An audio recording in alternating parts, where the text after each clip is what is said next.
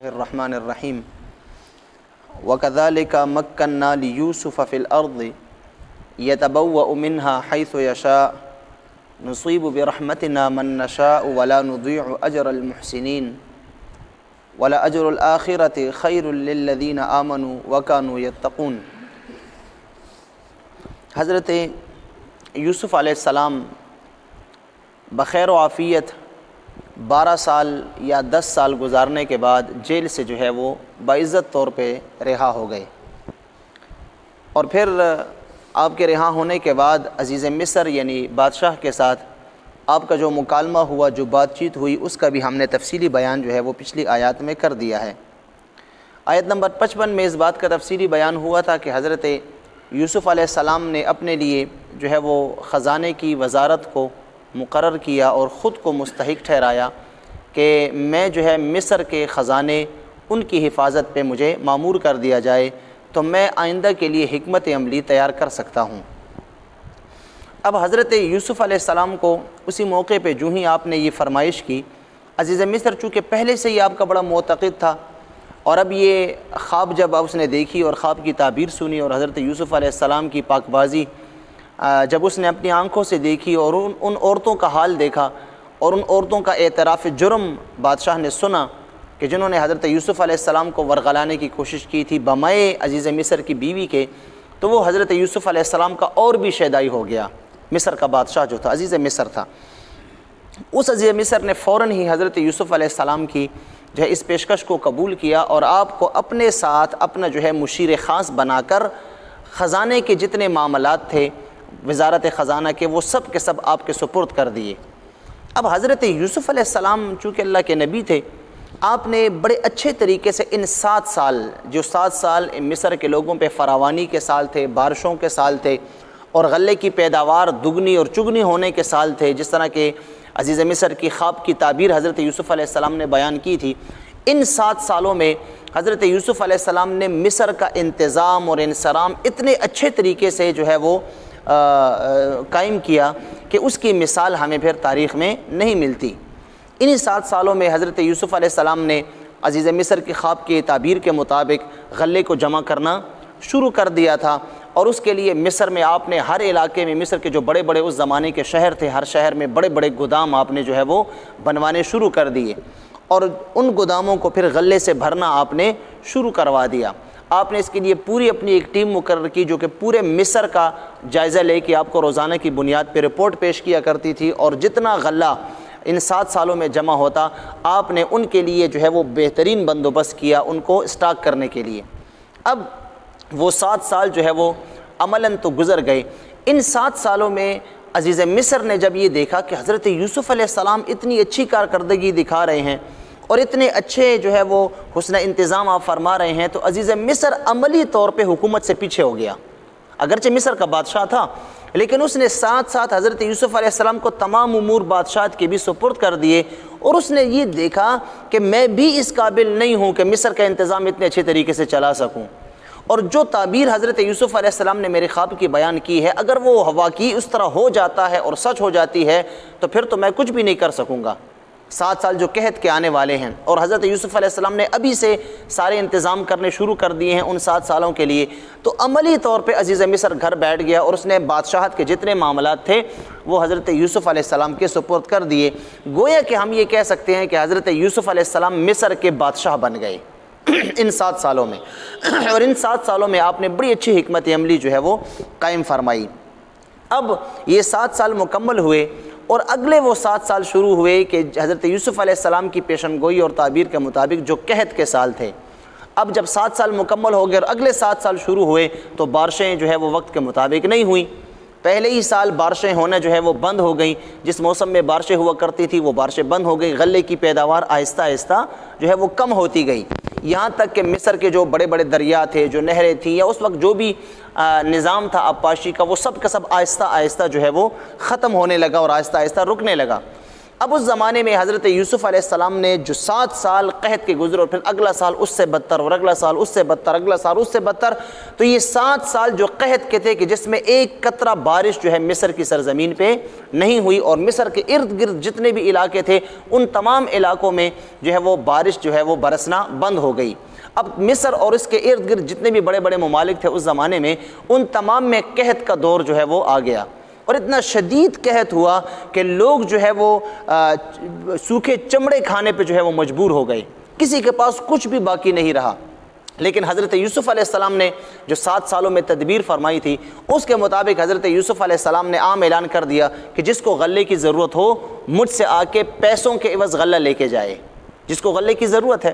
اب مصر کے لوگ اور ارد گرد کے لوگوں نے، جن لوگوں نے اپنے لیے خود غلہ سے جتنے تھوڑا بہت جمع کیا تھا، انہوں نے بھی ان کا غلہ بھی ان 7 سالوں قحط کے سالوں میں ختم ہو گیا۔ اب قحط بھی تھا، غلہ بھی لوگوں کے پاس ختم ہو گیا، تو لوگ آتے رہے، مختلف ممالک سے بھی لوگ آتے رہے، بادشاہ یہاں تک کہ اور قریب قریب جو دیگر ممالک تھے ان ممالک کے جو ہے وہ جو بادشاہتیں تھیں وہ بادشاہ بھی آپ سے غلہ خریدنے لگے، اور مصر کے جو اپنے ذاتی جو مقامی لوگ تھے وہ بھی آپ سے جو ہے وہ پیسوں کے عوض غلہ خریدتے لگے، یہاں تک کہ ان 7 سالوں میں ان لوگوں نے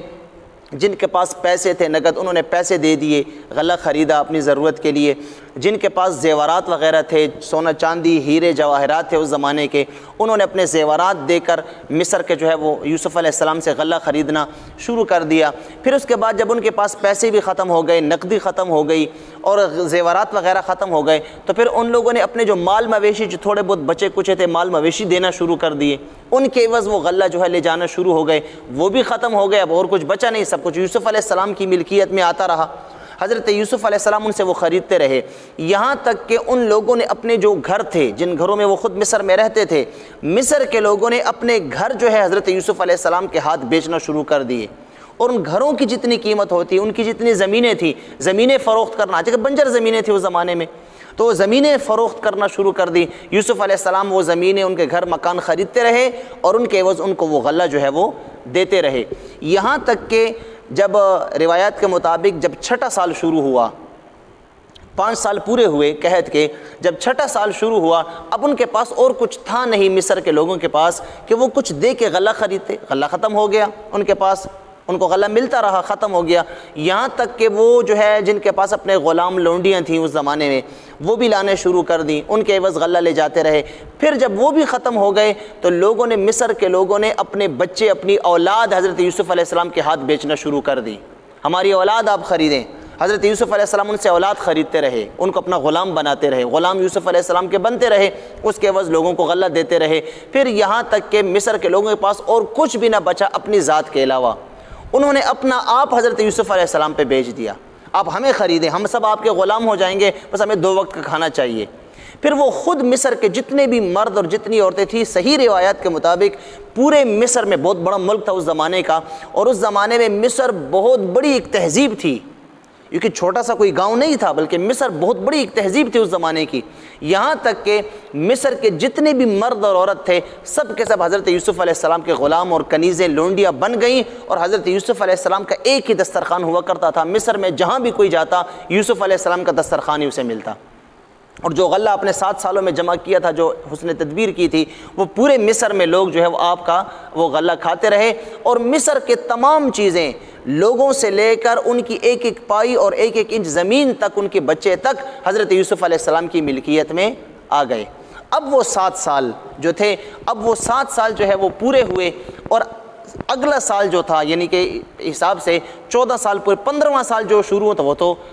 پھر فراوانی کا سال تھا یوسف علیہ السلام کی بشارت کے مطابق اور عزیز مصر کے خواب کی تعبیر کے مطابق۔ تو اب ان 7 سال جو قحط کے تھے، سب چیزیں مصر کی ایک ایک پائی، مصر کا ایک ایک انچ جو ہے وہ حضرت یوسف علیہ السلام کے تصرف میں تھا،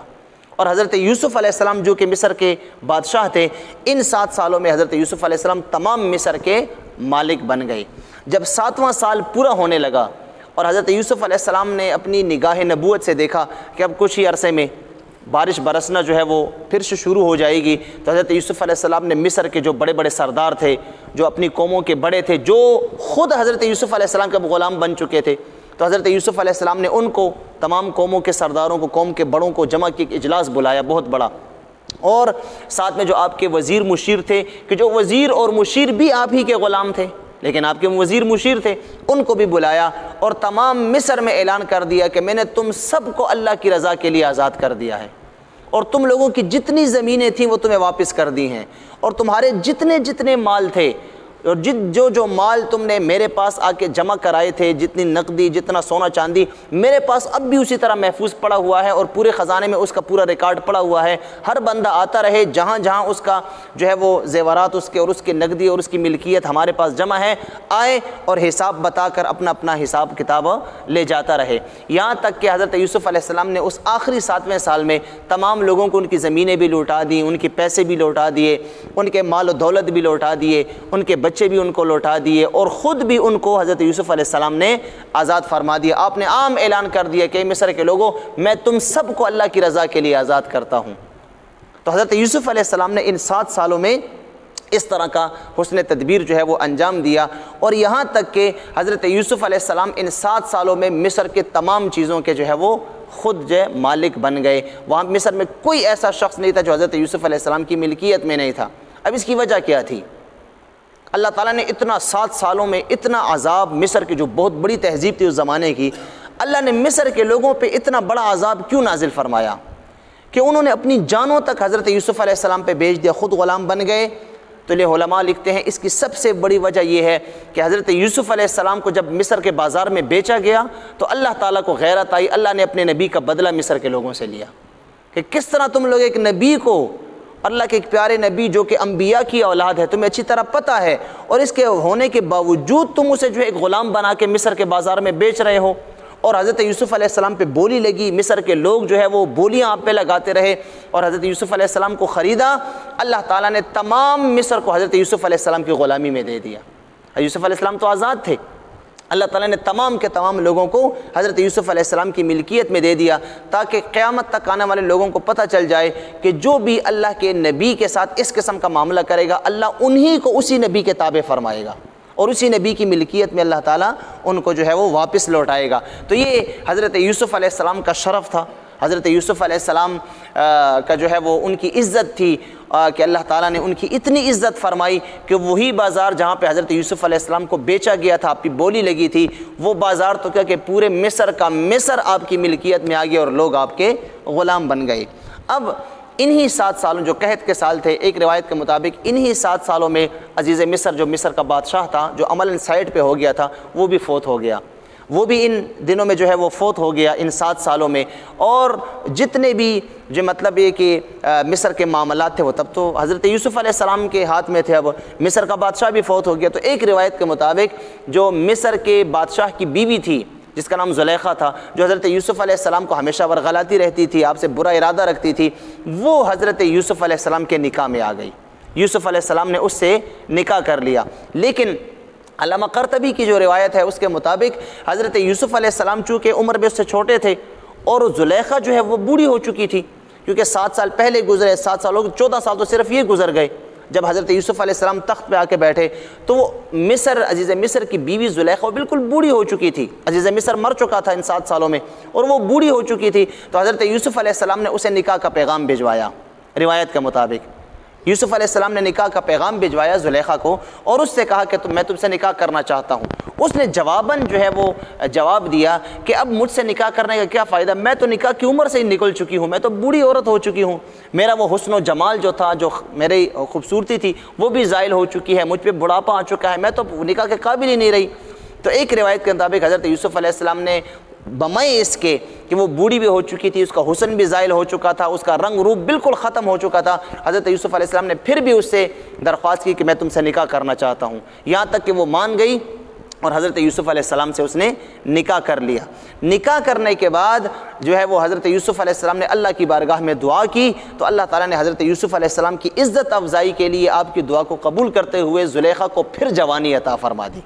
اور زلیخا جو تھی عزیز مصر کی بیوی دوبارہ اسی جو ہے عمر پہ آئی جس عمر پہ حضرت یوسف علیہ السلام کو وہ ورغلایا کرتی تھی۔ اب یوسف علیہ السلام اس روایت کے مطابق جب وہ جوان ہوئی اور اس کی خوبصورتی، اس کا شباب جب واپس لوٹا، تو حضرت یوسف علیہ السلام سے اب عمر میں وہ چھوٹی تھی، اور یوسف علیہ السلام عمر میں اس سے جو ہے وہ بڑے تھے۔ اب نکاح کرنے کے بعد حضرت یوسف علیہ السلام کے 2 بیٹے جو ہے اس زلیخا سے ہوئے تھے۔ ایک کا نام میشا تھا، میشا بن یوسف، اور دوسرا کا نام تھا افراثیم، افراثیم بن یوسف۔ یہ دو بیٹے حضرت یوسف علیہ السلام کے اسی زلیخا کے بطن سے یہ ہوئے تھے۔ روایات میں آتا ہے، مفسرین کرام فرماتے ہیں، جب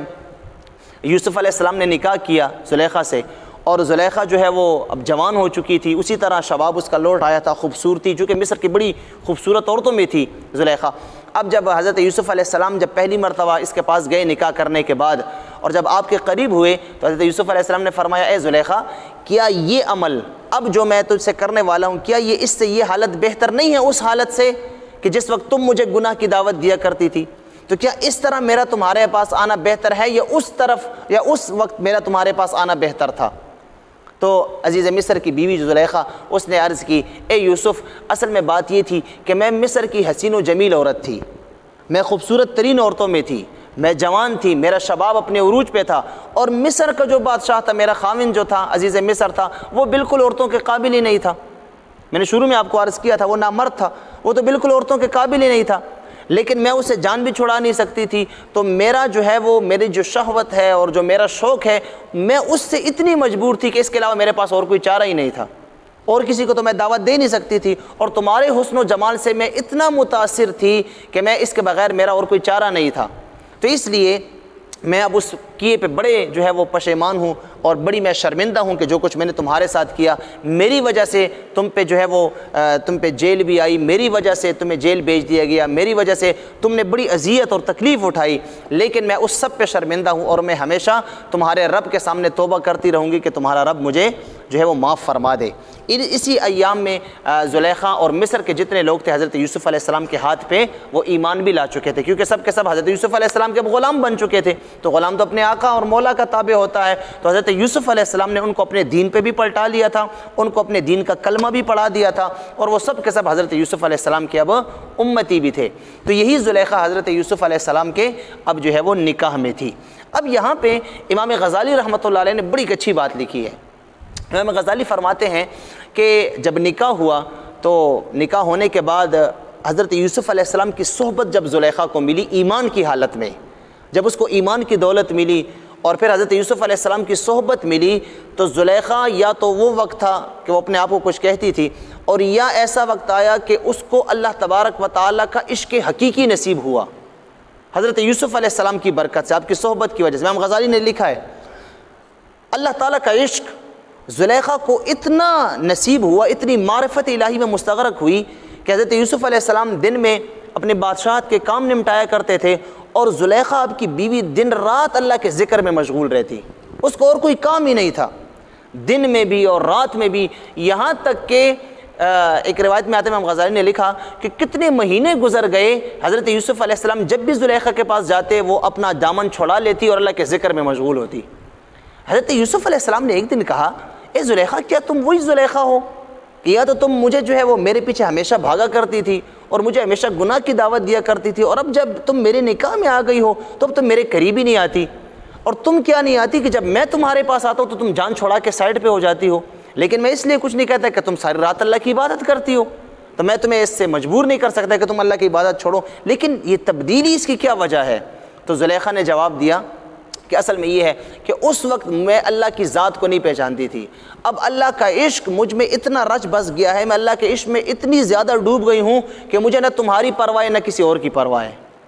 امام غزالی لکھتے ہیں کہ اس کے بعد حضرت یوسف علیہ السلام نے بھی زلیخا کو بات چیت کرنا چھوڑ دی، مطلب کہ اس سے اپنی وہ ازدواجی جو تعلق تھے آپ ان کا مطالبہ کبھی بھی پھر اس کے بعد آپ نے نہیں کیا، آپ فرمایا کرتے تھے کہ نہیں، اب چونکہ وہ اللہ کے عشق میں مبتلا ہے لہٰذا اللہ کے عشق میں ہی اسے ڈوبا رہنے دو، کہیں پھر اللہ کے عشق سے یہ غافل نہ ہو جائے کہیں، تو پھر ساری زندگی اللہ کے عشق میں ہی حضرت زلیخا نے جو ہے وہ گزار دی۔ بہرکیف اللہ تبارک و تعالیٰ نے ان آیات میں حضرت یوسف علیہ السلام کی وہ قدرت اور وہ حکومت ذکر کی، انہی آیت نمبر 56 میں اور 57 میں کہ جو اللہ تبارک و تعالیٰ نے حضرت یوسف علیہ السلام کو عطا فرمائی تھی۔ اب انشاءاللہ اگلے آیت نمبر 58 سے آپ کے بھائیوں کا ذکر دوبارہ شروع ہوگا کہ انہی 7 سال میں جب قحط کے سال تھے تو جس طرح کے مصر کے لوگ اور ارد گرد کے لوگ آپ سے غلہ خریدا کرتے تھے، اسی طرح جو ہے وہ کنعان سے کنعان میں بھی چونکہ قحط تھا، وہ بھی مصر کے ساتھ جو ہے وہ اس کی باؤنڈری لگی ہوئی تھی کنعان شہر کی اور کنعان ملک کی، لہٰذا عزیز مصر